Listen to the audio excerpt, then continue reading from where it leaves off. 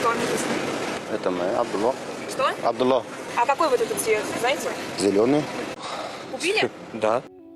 Bir yurtga borar ekansiz, o'sha yurtning tilini yaxshi o'rganmasangiz, hatto o'zingizga bo'limini o'rganmasangiz, ancha-muncha qiyinchiliklar boshingizdan kechirasiz-da.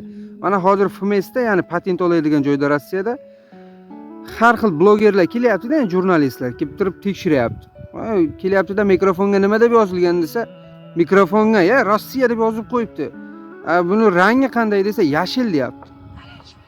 Ya keyingisidan so'rayapti, imtihon qog'ozini qanday olding deyapti, sotib oldingmi deyapti. Ha, sotib oldim deyapti. Bu o'zimiz bilan sharmanda qilib qo'yishda, ozgincha o'rganaylik. Quruq sotib olish bilan amal bitmaydi u narsa. O'zimizda ham bir narsa bo'lish kerak. Erta ko'chada qolib ketishimiz mumkin. Hozir kirish mumkin kommentariyaga. Sen tilni bilar ekansan, sen aqllilik qilyapsan. Yo'q, aqllilik qilishmas. Sizlarga yaxshi gap gapirgan odam dushman. Naborot kulgan odamlar bo'lsa, mana bu ustidan kulib o'tib ketsa, ularni kommentariyasiga kirib yaxshi so'zlar gapirib ketadi, bopladingiz deb.